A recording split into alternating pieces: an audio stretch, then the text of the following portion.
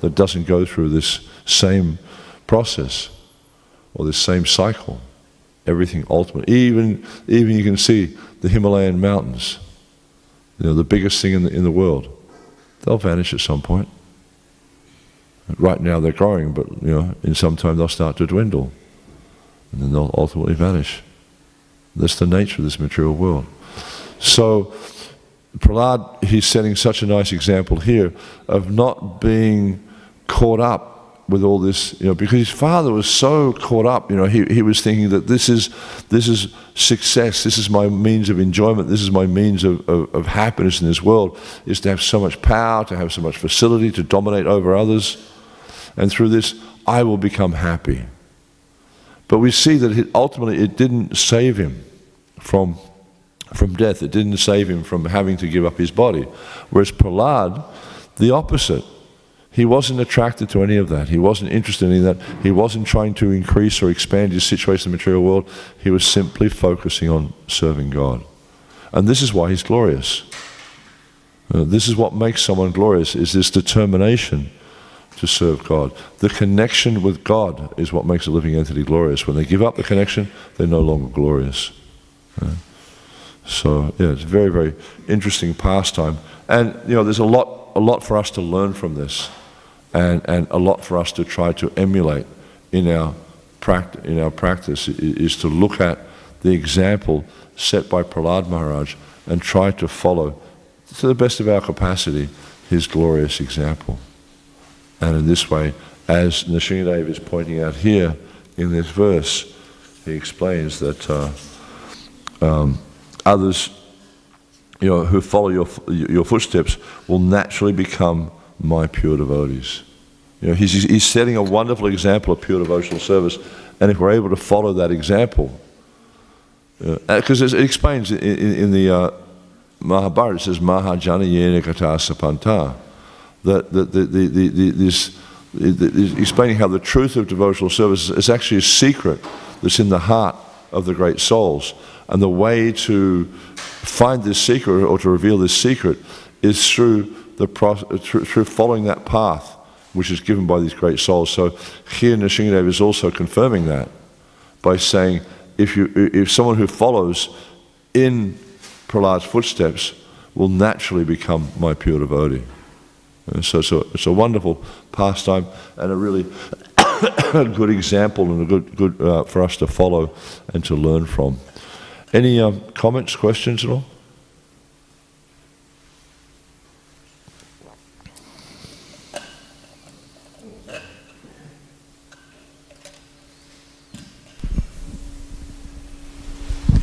Hare Krishna, Prabhuji. Nrsimha Kavacham. Thank you very much for a wonderful class. Srila Prabhupada also, I'll tell you one story I heard recently. Once Srila Prabhupada was doing that parikrama, 84 course parikrama in Brajdham, 84 miles parikrama in Braj. Yeah. And it was arranged by Bhaktivedanta Saraswati Thakur, his spiritual master. That was 1932. And at that time, Prabhupada had come, he was in the family, he was not initiated.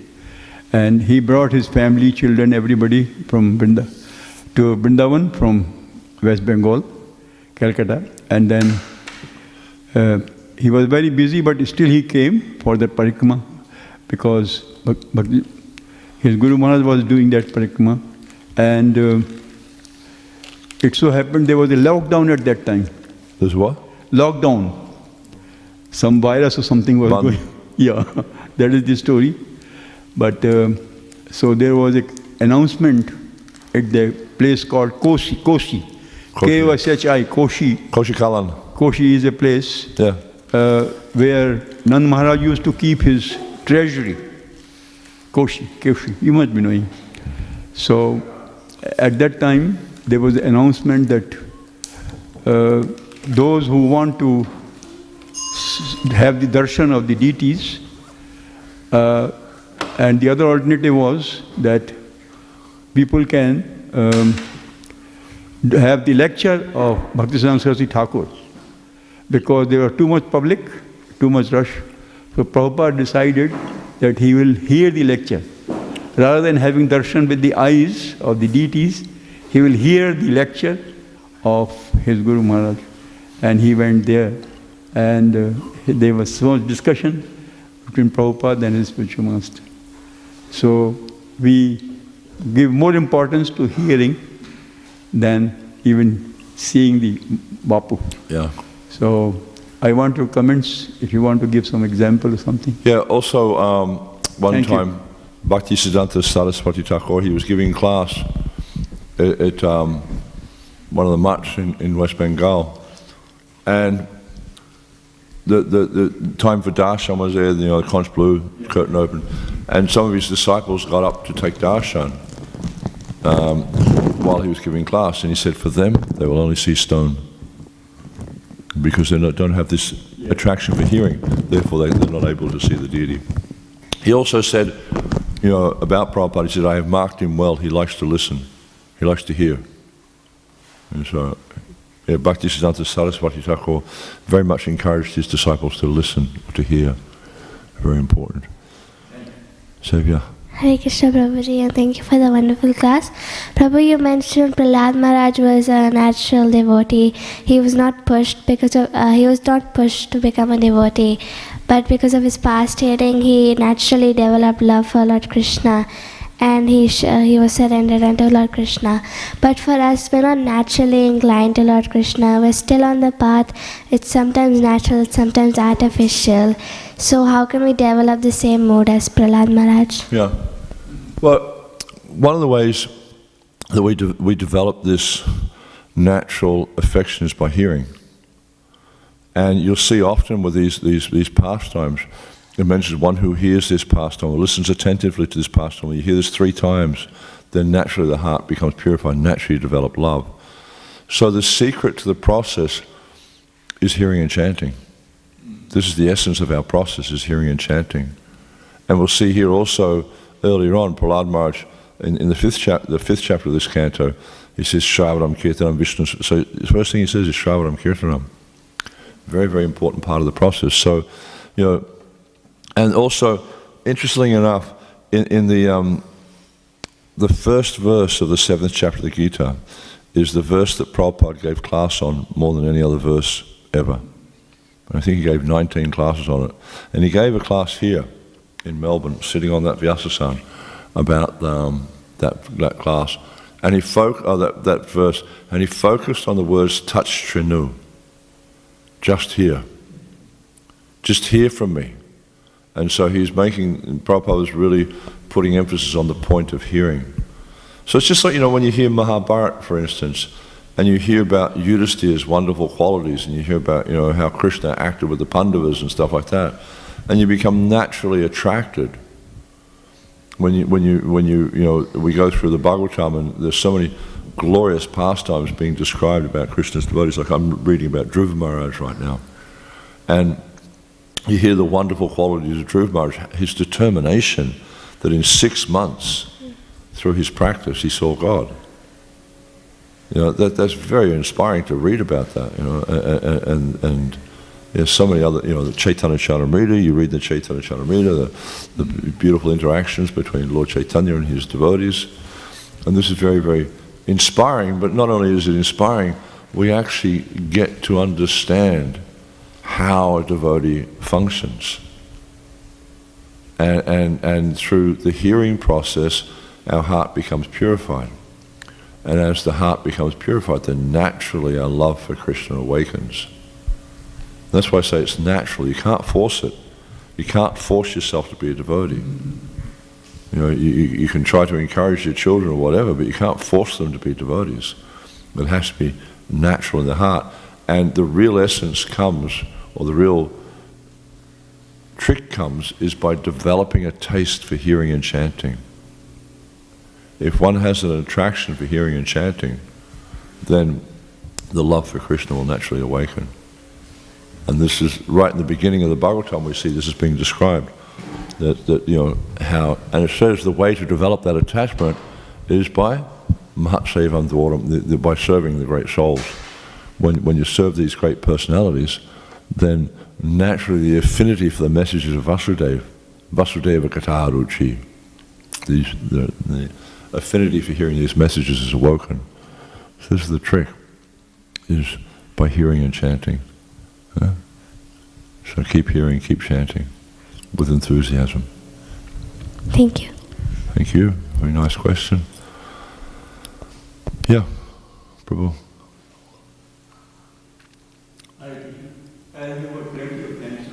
Huh? No, I've got another class to give in 5 minutes.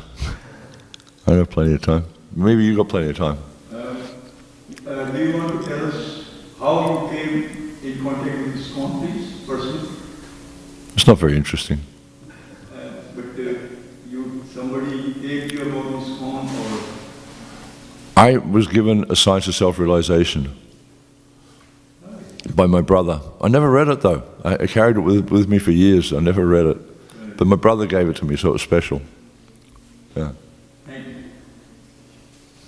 Robert?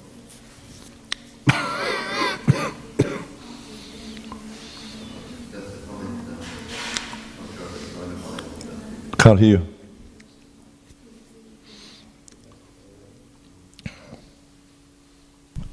Just a comment here.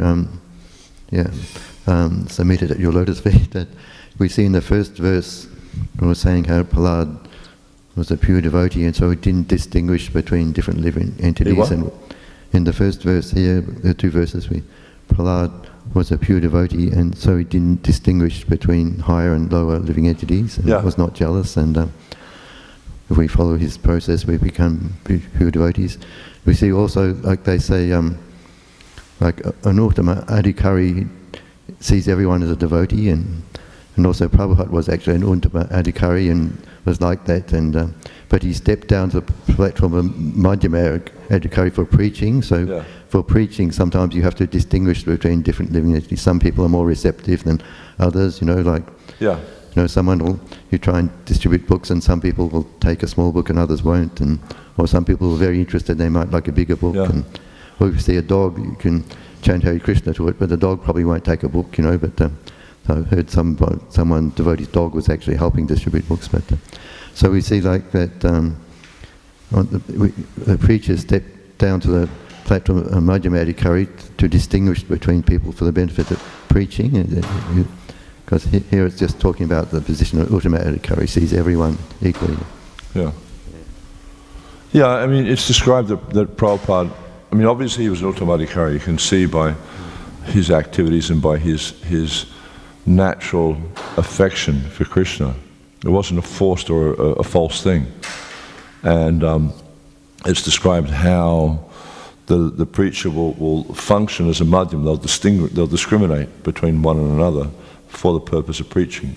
But ultimately you can see that the compassion he had was very, very deep compassion for the conditioned living entities.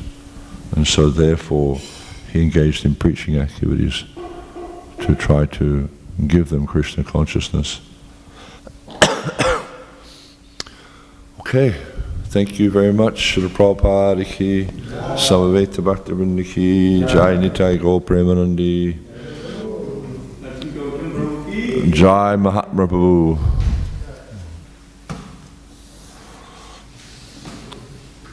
Hare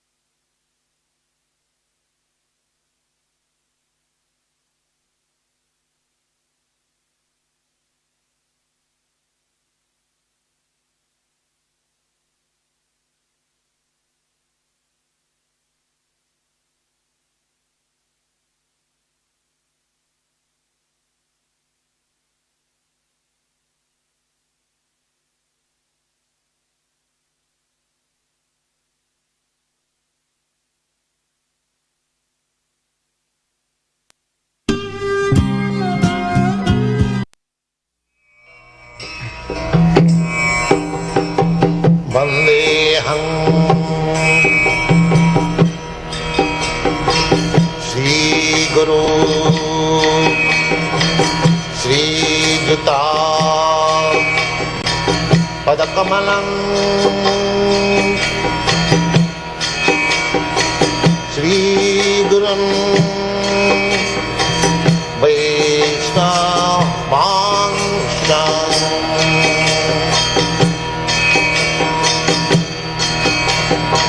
Shri Rupam Sakrajatam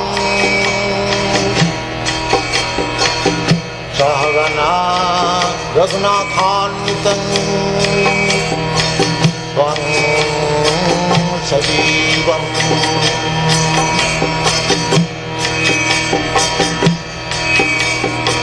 Shadaitam Savadhutam Parijana